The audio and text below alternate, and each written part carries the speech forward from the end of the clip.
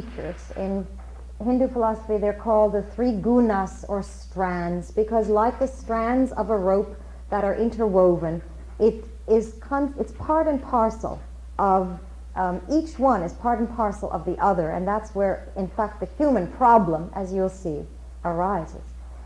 These strands, or gunas, have certain characteristics, and I'll really keep Sanskrit terminology to a minimum. One type of guna is known as sattva, and sattva is, if you will, the ideal. It's the highest of the states of matter.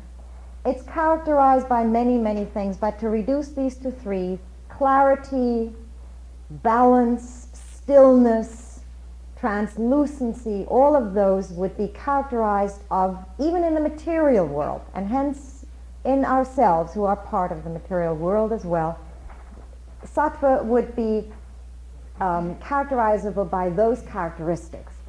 Secondly, there is rajas, and rajas has to do with activity, energy, passion, motion. It's, let's say, on the cosmic scale, what makes galaxies form, draw together, spin in the intergalactic spaces, convert hydrogen into helium in the interior of the sun. All of that would be attributed metaphysically, from the point of view of Sankhya Yoga, to this quality of nature known as energy or activity, called rajas in Patanjali. That's the good of it. The bad of it is that at the same time as it does this, let's say, in nature and in man, and allows us to be active and to change and to grow, at the same time, rajas, when it's too active, is too centrifugal. It pulls us constantly away and outside, away from and outside of ourselves, and it can be too frenetic, it can be restless, it can be an overabundance of activity, and this is precisely, as we'll see in a moment, what yoga tries to counteract and to combat. Lastly then, tamas, which is quite the opposite of rajas in nature. It manifests inertia, passivity, torpor. Sometimes it's called laziness, let's say, in an individual. I don't think one can attribute that anthropomorphically to nature, but in a person. Resistance. It's been called the principle of resistance, that which energy, both in oneself and in the universe, has to overcome with its activities. And so these three strands then, which incidentally are in perfect balance before spirit becomes associated with matter. It's as though a poetic way of rendering this is when Purusha, when spirit looks at matter with its energy, it begins to unbalance this very well balanced triangle of these three characteristics in nature, and the whole universe begins to unroll and unfold. It's a little bit similar to, in modern physics, the principle of the photoelectric effect. If you go through a door where there's a beam of light, you're very going through it, unbalances it, and translates itself into action, into work. All right, so that gives you, I think, enough background to know what this union strives after. Now, in what way, how am I going to connect this metaphysical background, these assumptions, with the definitions of yoga? Well, the union that yoga speaks of is the union of spirit with itself by its realization that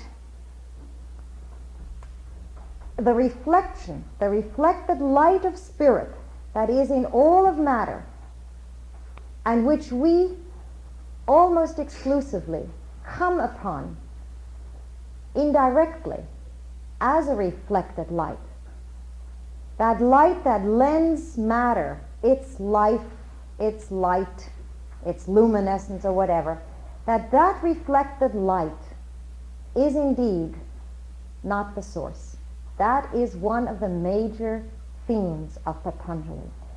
And this can work on many, many levels, as I'll try to show when I become more specific about man himself. The ignorance that Patanjali speaks about is an ignorance about who I fundamentally am. I think myself to be an isolated, separate kind of creature, basically characterizable by a body, none of which is false, but we're speaking now of what is absolutely fundamental and causal. And consciousness, which most of us contact in what we call the mind or the self, Patanjali says, is there by virtue of the fact that a spark of this spirit, which we fundamentally are, is entrapped or entangled or misidentified, is a word he often uses, in this material body with all its vehicles, mental, emotional, and so on. And the whole purpose of yoga is to realize that the vehicle, the instrument for the transmission of this light, the spirit, is not identical with the source or with the light itself. That rather, and the analogy has often been used, Zimmer, who is one of the best commentators on this, uses the analogy of a mirror. When I finally enter into union with myself fully, I begin to realize that what I've been watching all along are the reflections of something in a mirror, and that I've been turned the wrong way. I've been looking at the mirror when all I would have had to do is to turn around and look at the source that projected the light onto the mirror in the first place. Now, one could, of course, go into very great detail of that, and I don't want to do that today because I want to stress the methodology, the practical side of yoga.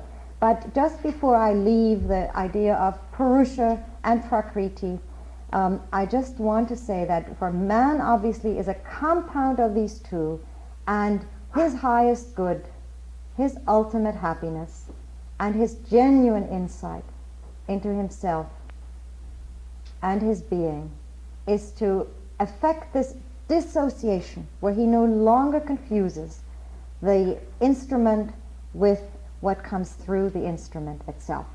And so in that sense, union is of the self with the self. The ultimate state of this is called, well, you can translate it as freedom. Patanjali says kaivalyan, which means literally isolation and integration. That's an interesting set of connotations. Isolation, what? Of spirit, by spirit, from matter, and therefore integration, full integration of spirit with itself, whereas earlier it had been very partially in touch with itself. Now, the question then is, if basically man is spirit, and if yoga speaks of union of oneself with that source of itself, and if the method is to yoke oneself to this via self-discipline, if it's all so natural and so simple as that, the inevitable question arises, this is my birthright, and there's a method, and we know about it, why don't I do it? That's the question.